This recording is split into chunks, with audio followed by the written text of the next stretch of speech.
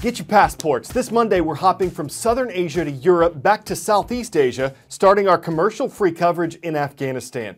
The war-torn nation has a new leader, actually two of them. The election was in June, but neither Ashraf Ghani Ahmadzai nor Abdullah Abdullah came out the clear winner. So after months of disputing who should lead, the two announced on Sunday they'd form a unity government in which they'd share power. Ghani will be Afghanistan's president. Abdullah will be its chief executive officer. This comes at a crucial time for Afghanistan. The Taliban, who used to rule the country, have been fighting to regain control of it. And U.S. and NATO troops who've been helping fight back against the Taliban are moving out, leaving more security to the Afghan people and their new government. Meanwhile, in Europe, major political question for Scottish voters last week. Should Scotland be independent from the United Kingdom? This is a once-and-for-all decision. If Scotland votes yes, the UK will split and we will go our separate ways forever.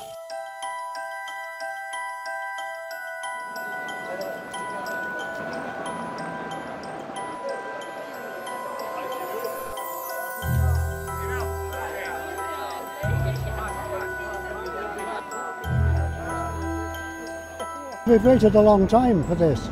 So it's really quite exciting. And I'm going to bed early tonight because I'll get the result at 8 o'clock in the morning.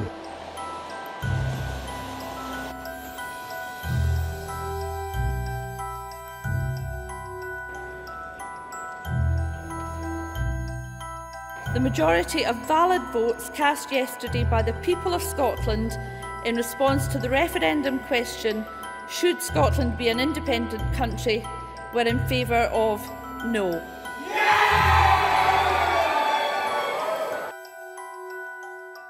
Today is a momentous result for Scotland and also for the United Kingdom as a whole.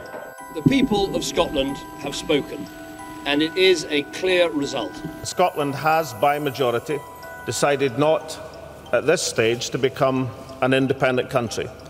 I accept that verdict of the people, and I call on all of Scotland to follow suit in accepting the democratic verdict of the people of Scotland.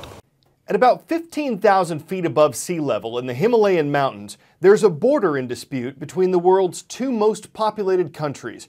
It's called the Line of Actual Control, and it's where Chinese troops and Indian troops have faced off since the two nations fought a war in 1962.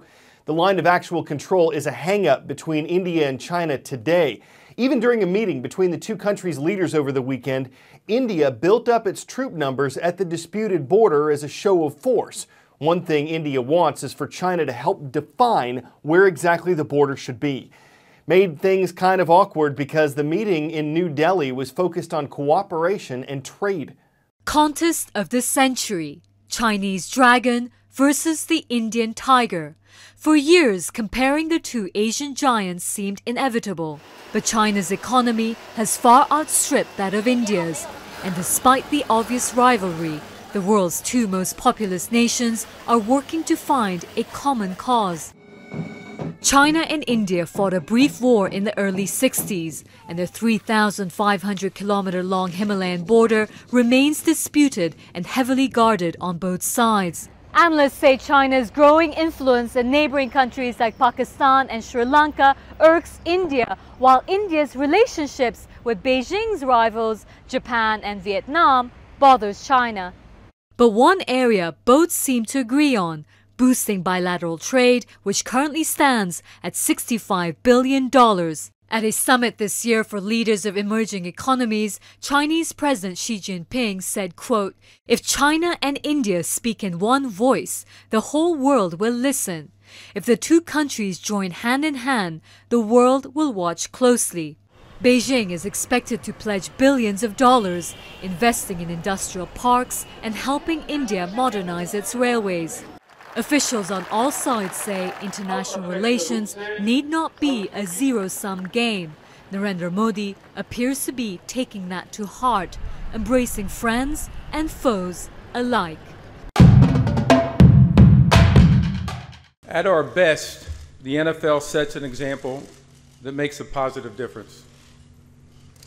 Unfortunately, over the past several weeks, we have seen all too much of the NFL doing wrong. That starts with me. I said this before, back on August 28th, and I say it again now. I got it wrong in the handling of the Ray Rice matter, and I'm sorry for that. I got it wrong on a number of levels, from the process that I led to the decision that I reached.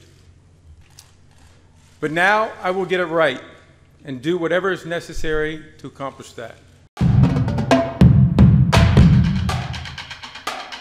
The commissioner of the National Football League talking about the issue of domestic violence. You heard him mention Ray Rice. 2 weeks ago, we reported on how the Baltimore Ravens running back was suspended from the NFL after videos surfaced showing him hitting his fiancée at a hotel. The problem for the NFL is that's not the only example of domestic abuse. A recent article in Sports Illustrated said 14 other professional football players have been arrested over the past 2 years for alleged violence against women. The NFL, and specifically Commissioner Goodell, have taken a lot of criticism for how they've handled the issue. Some say they've waited too long to address it. Some say they've been weak in their punishments. There have been calls for Goodell to resign. He says he's staying put, focused on his job, and that the NFL has a lot of work to do as it implements a new policy that mandates all NFL players and staff be trained on how to prevent domestic abuse. We had more than 3,600 roll call requests this weekend. Today's schools take us from the Northeast to Midwest to South. Williamstown, Vermont, home of the Blue Devils of Williamstown Middle High School. Tipton, Iowa, we've got the Tigers roaring at Tipton Middle School. And Lafayette, Alabama, great to see the Bulldogs at Lafayette High School. All right, besides getting on roll call, what would make you happy? A new phone, money, an A in this class? There's nothing about happiness in the U.S. Constitution, but there is in the Declaration of Independence that one of our certain unalienable rights is the pursuit of happiness. It seems to some extent how happy and positive we are starts with our mindset. Happiness isn't just a pleasant thing you feel. Science proves it's much deeper than that. Feeling happy actually helps you live a longer, healthier life. But how? Well, a large part of our happiness is tied to our social connections. In fact, if you don't have at least one close friend, you're less likely to be happy. Each of us have these things called telomeres. Those are tiny caps on our DNA chromosomes that measure our cellular age. And it turns out, they also measure how many friends we have. No friends equals shorter telomeres. So by simply being social, you can actually slow down your biological age, living longer and happier. Time for a pop quiz. Is this glass half empty or half full? If you said half full, you're on your way to feeling happier and healthier. A Harvard study found that optimists are 50% less likely to have heart disease, a heart attack, or a stroke. Keeping an overall optimistic attitude actually offers protection against cardiovascular disease. Science doesn't fare as well for pessimists. They not only have lower levels of happiness compared to optimists, but research shows that people with negative thoughts are 3 times as likely to develop health problems as they age. So what do you do if you're not a naturally happy person? Well, experts say the key is to act as though you're an optimist, even if you're not.